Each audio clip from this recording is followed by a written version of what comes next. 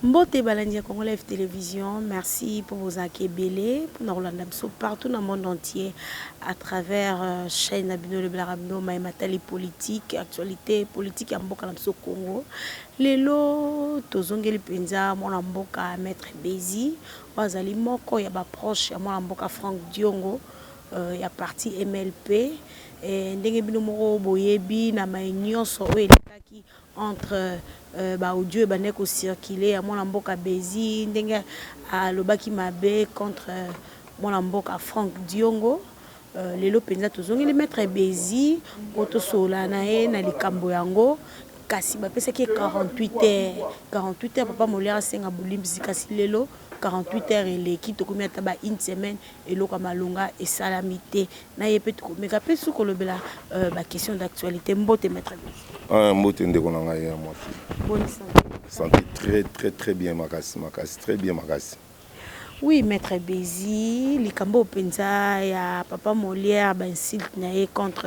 mon mboka Franck Diongo, azali autorité morale ya parti na MLP. Pour ceux qui n'ont boni 48 heures au pesa qui kasi lelo na moni za sous 48 heures to combien des semaines passées to moni mon mboka Molière a lobby a sengita a présenté des esquisses na été kazazo continue toujours ko lobakaka na émission na yona benga babola yango dossier na to komi nango wapi bobangi omoni sobo ça la plan de guerre bo nga batu ba position na binoté mais le mon a sa opinion baïba déjà dans ce stack ici to côté lettre c'est ben nous to bando yo Jani Mabunda aux lettres to qui appelle lettre pas PGR plainte contre lui pas PGR kala mingi ta yamba biso donc beaucoup de ça te maramone sili maramone ça en cours moi ma justice parce que na lentement parce que na vitesse donc papa boy ba ki kala mingi te ba on militaire papa to sambanga na ye balongola militaire papa zape makasi kasi kolanda penza ndenge bino bosaki déclaration yango a chaud tomona ki était tango mosusu pe mona mboka honorable Molière ne mane bakosenga bolimbisi pa mona mboka Franck Diongo kasi tomonya sali yango te toyoki ya lobby ke tango Franck Diongo akenda ko samba kuna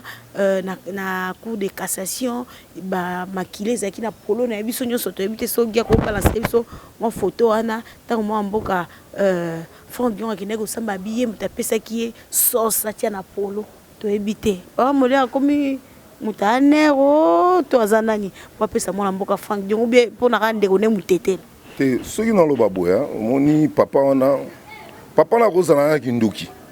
moni papa wana na webisa bino ba lelo ba congolais boye ba papa nde moni aza premièrement papa na côté ba lifa ba papa nazali mais maman frappe honorable Franck Diongo betamaki tala biso moko pour na yelo ba photo te ndenge état auto ala ginango yana batu bakoma ba maboko batu bakoma ba paralyser boyebi bon ce qui Franck Diongo pakola makila nenga lobby na moment nini pour Franck Diongo bazuye ba beti bakini bala moko quand ça ba longoli ba ene des miap bakini ba moko nini oya sous-sol oyo ya casse judiciaire bon le ba moni est grave pourquoi batina ki Franck Diongo na ngaliema et là on a réussi yobi que gouvernement Kabila ndenge zaraki boba longola mutu susu oya kosana ki batima kila boba kotine lisungale mapona nini papa moni logo pesi papa biloba loba to comprendre yo moni papa Molière les malemba za papa moko kuta donc na papa moko na batté sur ana kindoki papa comme aliki na teva comme baba logiciel mais bidon boba expert logiciel ba imitaire ya voix ya mutu moko on a beau moni ali conversation ya ngana ye na suka bo mona batute ba loba loba pour toi na 15 combattants et ça logiciel te na sengi papa débat contradictoire tous les canaux étendu ngana une émission na lettre accusé de réception pour natiki na tinile sous lettre pas na ito sala débat ngana via okima na tininde sona ko loba na ko satuna Israël mutombo ayebisa yo combien de lettres na commis Israël ayambinga combien de fois na téléphone mais nemba okima soni ba député congolais mutukola ye na ajoyer afinga nzoto ya mwasi.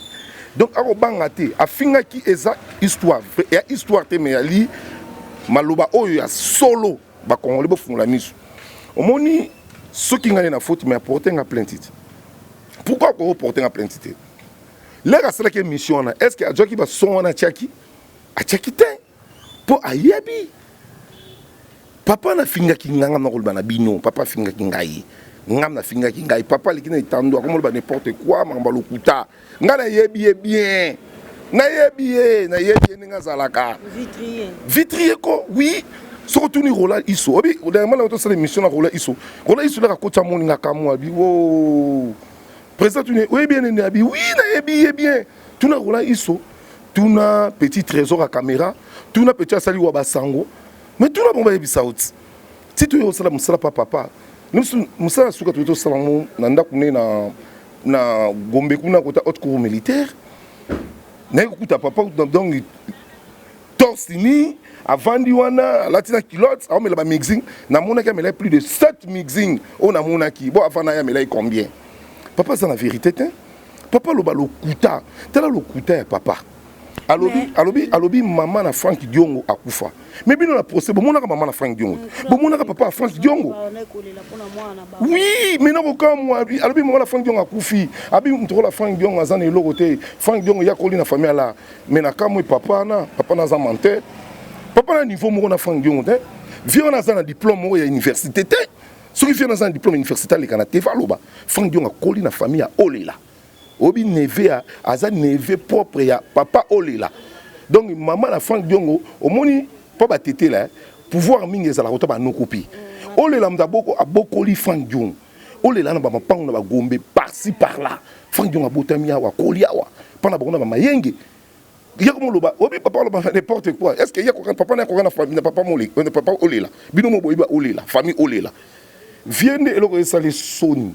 na âge na ye a finga nzoto ya mama nanga ti ya mama na Frank Diongo ti na ndako na moni via lobango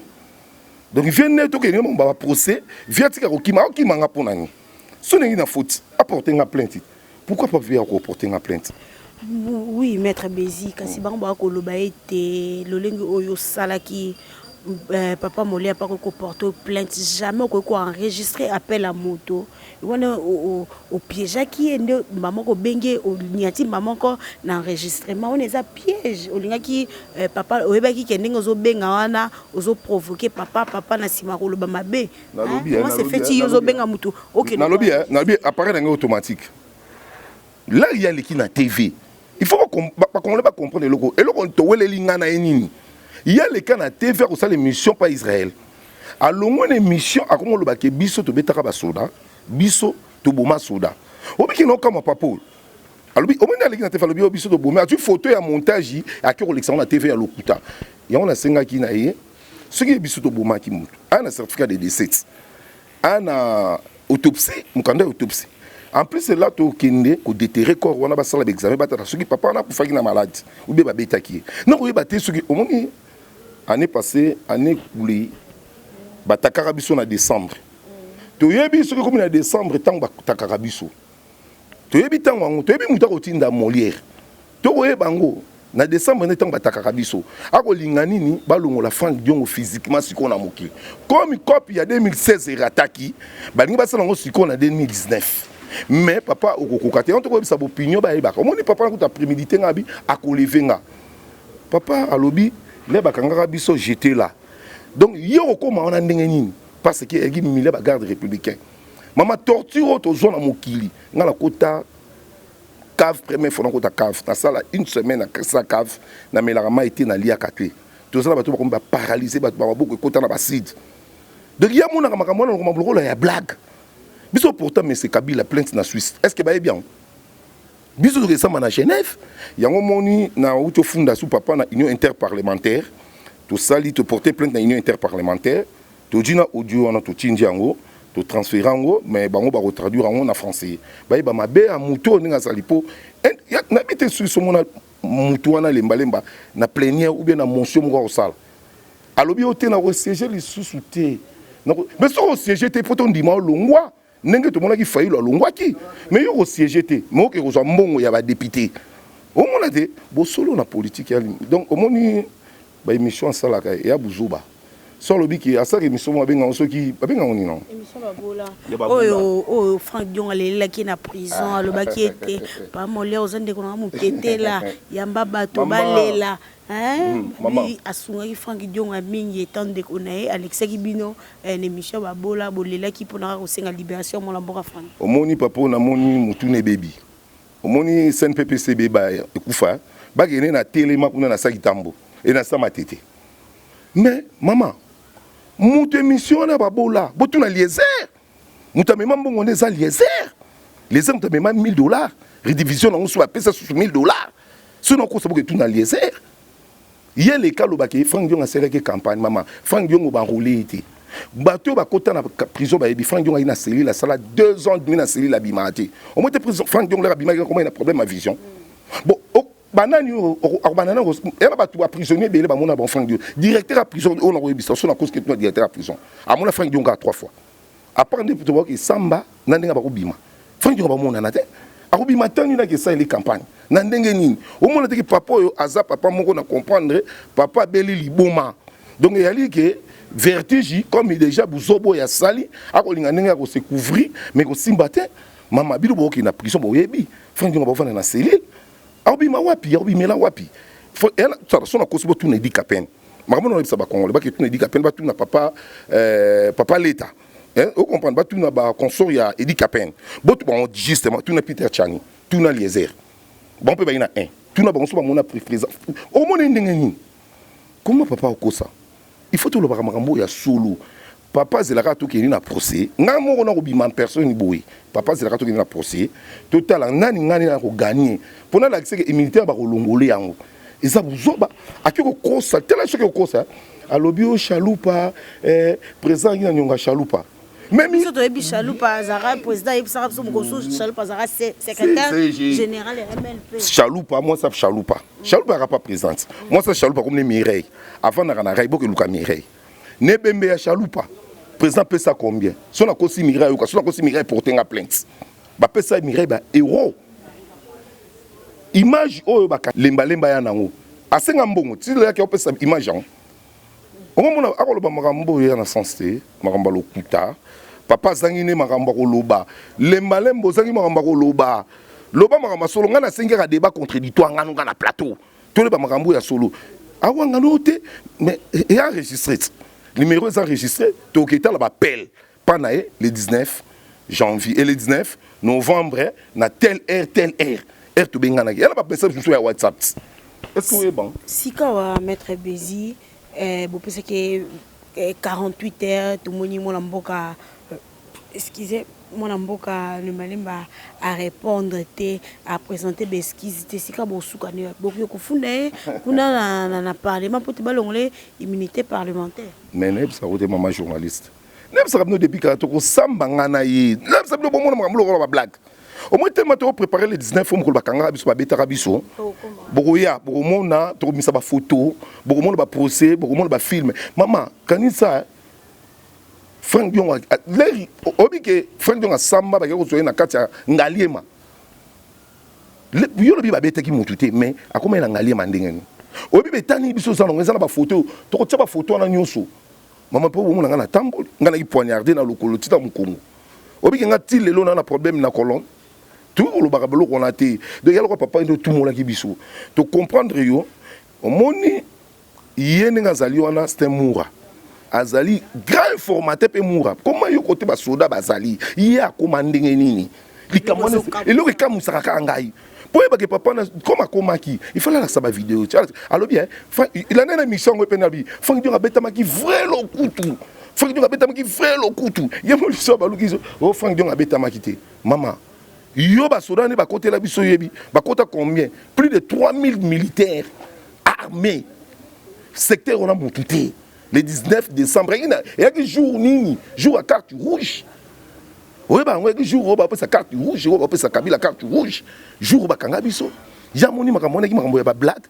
donc moni papa on a comme ko ta les on a problème na été yo ndeza na problème na nga les on a problème na été alors les hommes ont publié ba audio on les RT ngam na publier yango les RT akomo lo boinga na ida Eliezer ngata yo tengisa Eliezer yo so tengisa Eliezer azana ba diplôme na ye ya université yo laksa o yayo pour yo moi faut tengisa mutu faut za universitaire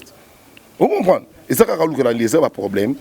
Maître Bézi na kati yote ya pas ces alliés étaient au kamwa depuis makambo e bandi tokutanaki na papa na biso honorable Frank Diongo to solo linae kasi papa zo kwata ko lobate na makambo na to moni papa depuis makambo e bandi ndenge ba fingi to bike mo mboka Frank Diongo aza mutu moko azaka na problème na ba politicien moko te ndenge moko alobaka na biso pa continuer toujours ko loba mais tozo mona ata mo mboka Frank Diongo ko meka un peu ko lobate na likambo ne loko nini ko sala Frank Diongo kanga mo. Le problème est lié au monde président azali moi na pas oyo abotam éducation. Est-ce que ce monde a battu belé balikala betandu ba finga honorable ce monde a répondu bang. Mais président au sala ko calculer ndenge ba ko bongsa mboka a calculer ndenge ko aider Félix a calculer ndenge nini élection en 2023 est-ce que président ke kota na buzobo ya mikemikeo a calculer ndenge nini le Congo to ko longwa na ba occupant ndenge ni Congo et ko évoluer Congo to ko tambusa ndeni mais maman ce que ko tuna ba question mo na teki e ba question mo salité devant Frank Diongo ezabi loko ngana ye. Et ça m'a été président m'a ko tangote après papa mo ane bien éduqué papa obi que président m'a mon na monsieur évident ça président linga on dit abi ko répondre d'été tikai mais quand m'a biso mon MLP toujours en charge nzambe na likolo Frank Diongo ko tamakambo ti alinga na ko pas mo lango d'importance obi que président ba finga e baloba Frank Diongo incorruptible yo so mo ba corrompre président so ba corrompre ba ko ba to loba ki ba gouvernement na bo mo na sali parce que mutaza na souci ya mboka tala vient na biso yebi vient ndenge to bat Léon autu api auti na FCC abandeki na mobutis aki FCC sikoyo apanzani yem tango bebisa baati lukebu faleri ya parti ya baati lukebu ya li Léon lembalemba vous comprenez parce que abomba maki akolobi ke non ndenge azali na député indépendant botala lokuta papa na ajoyer abinali a kosi population à sa député indépendant na simayo bimo FCC bon papa bon bokolo ba so ba na TV no bondi mai alors ba émission à sala ya babola ya émission babola te ba futa ka contribution émission ya babola ya sala kana de eza soni pour ezalaki makambo ya fana omoni le kwango mama ofani na plateau bolelo doliaza dolia na prison muta côté laki ba condamné siko ye alongolaki makambo adoli akoteki makambo na biso akomi kokosila biso makambo pourquoi soko alobi eza lokuta eza yango eloko tokufeli yango wana omona donc na niveau nga naza nango ya politique Léon oza ngona moke na politique oza papa ya papa mais na politique na leki yo soko chetembe kelo tuna ba ange lukana tuna ba olenga nkoi tuna ba mende tokena bona IDPS kelo tuna bomba ebisabo. Après cela sera Mobutu na qui président à jeunesse il y a un père il y a vu la qui cherche cette mais ligne wala mobimba kozwanga le roi de yo sali politique de yo ozala qui mutumo boyi mécanicien là le moins mécanicien au commis mon papa na yo asaki moi comme promoteur école mo ya l'été en a 24 bozwa ngo sous contrat après ti le papa na kufi au comme diriger biloko ya papa na yo au diriger ne di promoteur yo promoteur te to féliciter batingi babimi baseli bekole na bango emonani tingi babimi ne faux perso tina age yo betaka batolo okobima na age no te omoni Léon a provoqué nga trop vous comprenez a provoqué nga trop mais na ebsio justice et aussi c'est sous sa ngana état de droite wana o rêver okosambwa lokola mbongo akala yoma osambwe pana ngai. Maître Bézi, tu as moke na suka émission na biso. Lelo bino penza parti MLP, moi mboka Frank Diongo, c'est comme si beaucoup lingo kota na makambo etali gouvernement te, surtout moi mboka Frank Diongo olinga ko kota la tene likambo etali coalition FCC cash na ebité. Bolingi yango te, bolingi ete moi mboka Félix Antoine Tshisekedi akabona pena libela na moi mboka Kabila. Pote mboka ke liboso mwana mboka Frank Diongo likamba coalition FCC caché ko simba ya tamoki mama moi makambo so ba coalition na et ça so passé yo ka papa Tshisekedi ti akufaki omona ka soye na Kabila papa Tshisekedi ba yibaki pouvoir soule na bango mais bango to ça la coalition nini et ça comme ta côté ndako na bino abomi ba na bino nyokoli ba tamno obinga ibato na mona ba be nemi jire nanga point ba tumba ba siège biso ba beta biso ba boma biso ba kota biso ba prison mariage ni to sana bango mariage on a faux mariage yo so mona dictature na démocratie Félix Ali démocratie bango bali ba dictateur est-ce que mariage n'est que simba yo mo te ka ba lukaka Félix n'a pas problème il faut marier omoni ba combattant bozala prudent bokeba na ba o ba ko landa na loyenge bon bebisa combat ya papa Tshisekedi papa sika sala combat bongo te comment Tshisekedi a kufi amoni basoyo na Kabila te ba ko sur la pété parce que biso lelo to perdre batou souci na biso lelo ni to ligne alternance et vana na mboka ezala malamu ba o basalaki mabe ba ki na justice ba sanctionner bango ba kanga bango ba o ba mabe basalaki bango ba sibir ba mabe na bango mais il faut sibir ba mabe na bango biso ko limbisa bango te to limbisa bango ndenge ba bebisi mboka ba détruire mboka lelo ngeke neti nga besi lelo ba mona nga pe boy na tele place mona ka une photo na bango ah papa bo so pi bulte nga ko sala ngo te pour suna kandisi pas soto moni pour lelo Félix akoma pas soto moni to zongo pe na nenga blagité nzambe na koti ya sali pour lelo to zwango mais ne to zon photo la kisa bango pour lelo correction ni bango ba reçoit donc sera Mobutu ba punir bango te seri susu ya Kabila lo ba punir bango te et comme habitude na Congo il faut correction salama ba punir ba misusu ba e ba valeur ya mboka. Vous comprenez? Oui, mon amboka bezite comme na souka le 19 décembre oyo parti MLP parti chaya mon amboka Franck Diongo oyo zali na kati o organiser penza manifestation moko monene soto bito zonga sima ezaki bongo c'est déjà 3 ans hein 3 ans déjà le 19 septembre 2016 au penza ezaki carton rouge au ba congolais ba bimaka na nzela pote ba pesa mon amboka Kabila carton rouge atika ko dirige mboka toke na élection atika penda ko faire souffrir congolais kasi to mona ka mokolo ngo le 19 ngo nde bakanga mona mboka Franck Diongo nde makambe bimaka o babetaka ba garde républicaine le 19 bwana milulu penza na parti okoloba nini na date wana il y a le 19 3 ans passés 3 ans passés mais les lolé musubiso to lia mala bambisi donc date moko pananga yali mémoire à mabe na kansa ngote pepe sanga passe l'air biso to ke lo senga carte rouge bat musu bazana 5 bako luka ba poste na mabumu na bango na si bako landa yango boyebi yango oyo molira ko sana ba aventure l'air bat ba na 5 molira bozana 5 mais biso to ya carte rouge to tem si carte rouge alors yango to benga na ba congolais tout ba ya les malais manal 5 pays yaka au moins la victime oyebi yo moko yango to propoto bongisa milulu ekozala ya makasi to kobisa ba photo to sa exposition ya ba photo boko mona to raconter histoire boko mona ndenge ezali yali date moko ezali date mauvais souvenir ezali souvenir à malam date ya mauvais souvenir c'est comme le 19 décembre normalement na bimarati na vanda na ndaku soki na kanisi ne ba okiboma batu na kanisi ndenge na cave na kanisi ba pimelanga mai pendant une semaine na milaka mai te na liaka te donc gorge comme sec ba papa ya parquet ba ebile ba yaka na biso ba lela lelo nzambe abateli biso to moni lisusu to comme si 3 ans oyo 3 ans on a ebina ba congolais boye belé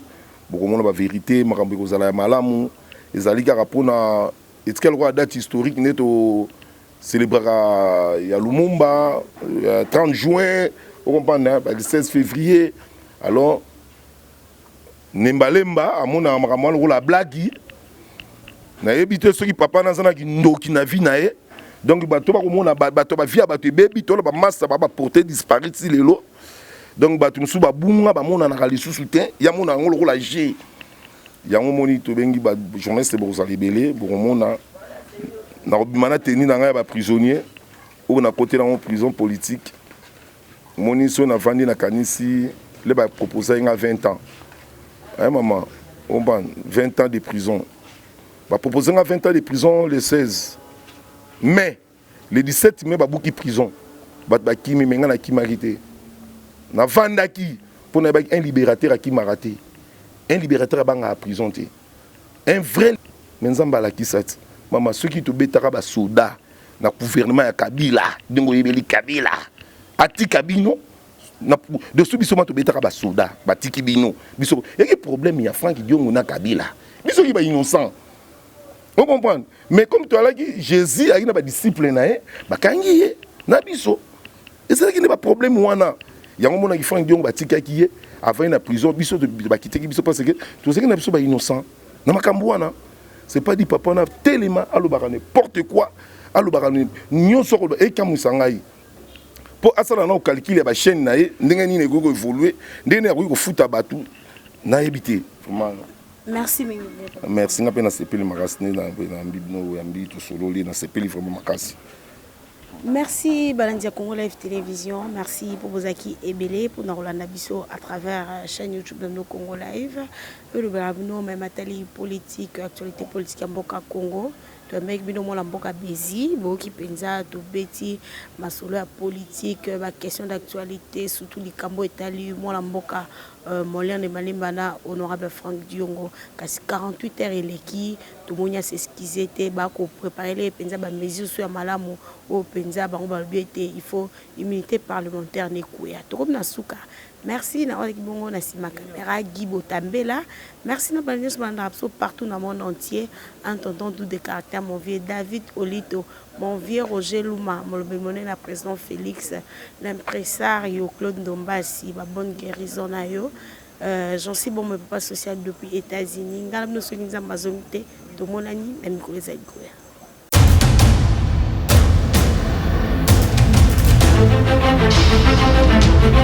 Audio Jungle.